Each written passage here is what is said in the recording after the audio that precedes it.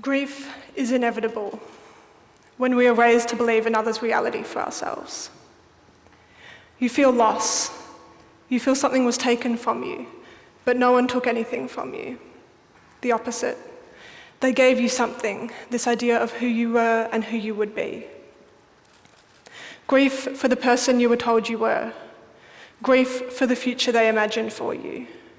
Grief for the unfulfilled experiences you were promised.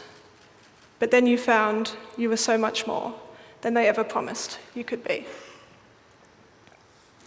My name is Steph Lum, an intersex poet. Intersex people are born with sex characteristics that are different from what's considered typically normal for men and women. And because of this difference, many intersex people are forced or pressured to change their bodies through surgical or hormonal interventions in an attempt to correct these differences, without often really knowing what's happening, without being given other choices, and often without knowing that there are other people just like them. An intersex community that they can reach out to and talk to before they make a decision, if they make any decision at all. When intersex variation is discovered in childhood, there's a lot of pressure on parents for their child to be normal. And even though many intersex variations don't impact the physical health of a person, there's a lot of worry that there's something wrong with them or concern for their imagined future.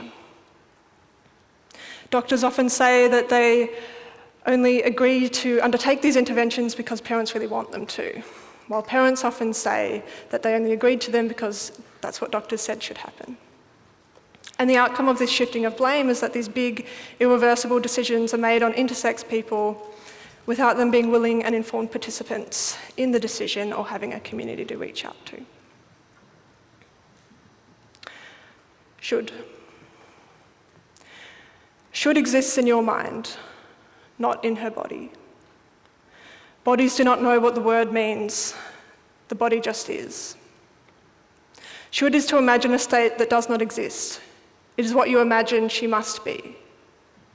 It was not biologically predetermined she should have a typical girl's body. It is biologically determined how her body is, or at least it was. And now you should know, it never can be. Heart.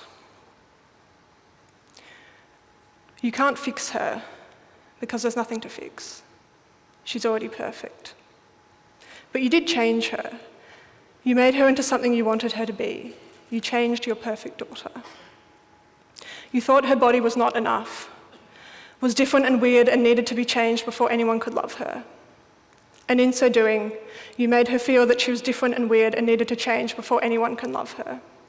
That her body is not enough. That she is not enough. Thank goodness you can't see how big her heart is. Otherwise, maybe you would try to cut that out too. Graduation day. You know what happened when they tried to make you normal. All those appointments you hated where they looked at you, touched you. It was actually a training program. It's called How to Hate Your Body or Become So Detached from It, It's No Longer Yours. It's quite a rigorous program, but when they start you early, it soon becomes your normal. It trains you to think about yourself in a certain way. There must be something wrong with you. It trains you to be unsure of boundaries, unsure if you can say no. It trains you to seek approval for your body from all the men around you. After all, they were the ones who got to say whether you had to come back. When they changed you, you wondered, am I normal now? You weren't sure, so you asked your mum. She said that now you'll be able to marry one day. You were 6. You still weren't sure. See, when they took something from you, they put something in its place. Doubt, the need for constant validation, a man to make you feel normal. What you didn't know then was that you would never be sure, not as long as you kept asking others to answer the question for you. But it's all part of the training program. They trained you to ask the question, and then it was time to graduate. You know, you're one of their most successful graduates for a time. Maybe that's why they took so many photos. Funny they didn't notice the flowers you got when you were leaving.